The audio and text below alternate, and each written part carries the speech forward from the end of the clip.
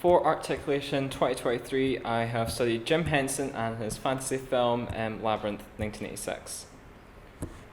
Jim Henson always enjoyed the development of the film industry from his beginnings and onto his later life as well. Henson's particular philosophy was to create worlds that were bigger than imagination, and I believe that all of his projects are very good at this, but I believe that Labyrinth is the best example of this, as it's the most intricate and possibly the most passionate pieces of design the Henson company ever created. The main aspects of the movie Labyrinth I'll be going through will be the Escher stairs scene and the character design of Hoggle. Jim Henson was the man behind the Muppets, and the Muppets were a fantastically wacky group of puppets that were created by Henson and had a show airing from 1976 to 1981. Earlier in his life, he also created the puppets of Sesame Street in 1969 also. Henson was early on intrigued by the arts. One of the reasons could possibly be his grandmother that often taught Jim Henson sewing, which might be why he got into puppetry. So you may be asking, what is the movie Labyrinth? Well, spoilers ahead to those who have not seen it, but the plot of Labyrinth revolves around the character Sarah, a teenager who adores the realm of fantasy, but couldn't catch a break one night when she was tasked to babysit her baby brother Toby. So she just begs that the Goblin King will take him away, and so he just does. And so Sarah must go on a quest to retrieve Toby before he's turned into a goblin. With the character of the Goblin King, Jareth, being played by David Bowie, which is just the best character with the best casting I could think of.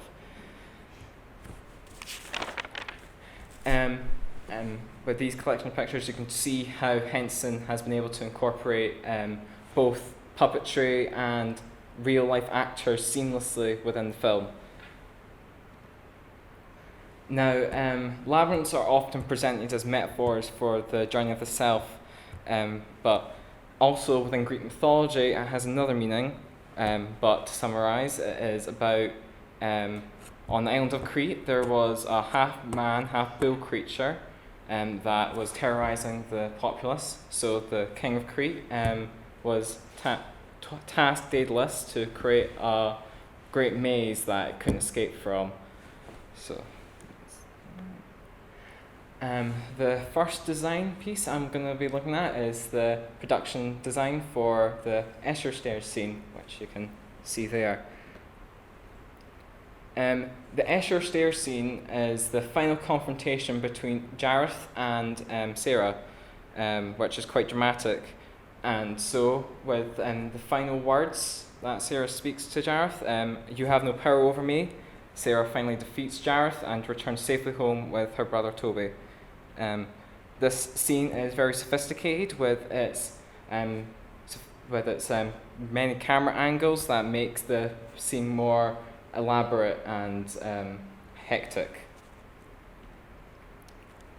There is a link, however, from Sarah's real life and the fantasy realm of Labyrinth, with the use of several interesting aspects, like the Escher poster that's within her room, which then relates to the final scene, but also many tiny figurines within her room relate to some of the side characters within the story as well.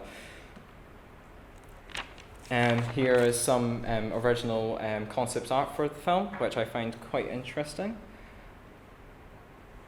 So now I will be talking about the character of Hoggle, which I believe is the most intricate piece of design I've seen. So to summarise, the character of Hoggle is the groundskeeper of the labyrinth, so he just takes care of everything. But when we are first introduced to Hoggle, he is seen spraying fairies with a bunch of chemicals. But although quite cold at the beginning, he becomes more warm to Sarah as a character. But Hoggle's character arc is interesting, but also the way he was created is quite interesting as well, as there was a bunch of tiny mechanisms within the head that an actor wore, so it would control all the facial expressions within it and all that as well. So this is just a summary of some types of puppets that Henson's used throughout his life, such as hand puppets like Kermit the Frog, where it's just used with your hand and you can make a bunch of movements with it. Marionettes that are controlled from above with strings that come down, so you can give a more fluid movement with it. And finally, animatronics that are controlled off stage with a bunch of tiny mechanisms, as I said previously, with Hoggle. Here are some behind the scenes of this type of animatronics, and finally a little bit of dizziness, which I quite like. This quote really does show that Henson did understand life as with all its occasional dead ends, but you will always eventually find your way through. I do sincerely believe that Labyrinth was a very innovative film for its time and really does encapsulate the themes of growing up and becoming oneself, which I believe is the best. Also, I believe it's also the best showcase of puppetry within the media setting. But it's also deeply saddening that we are losing this art form to the big uprise in CGI, computer-generated imagery. It's just because it loses that flair and whimsy that the characters have.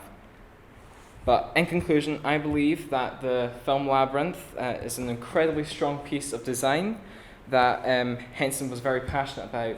But sadly, it wasn't a big box office hit when it first released, and it sadly almost ended Henson's career. But the film now has gained a massive cult following by many people, but sadly Henson hasn't been able to live since this has happened, as he died a year after the film was made. Any questions?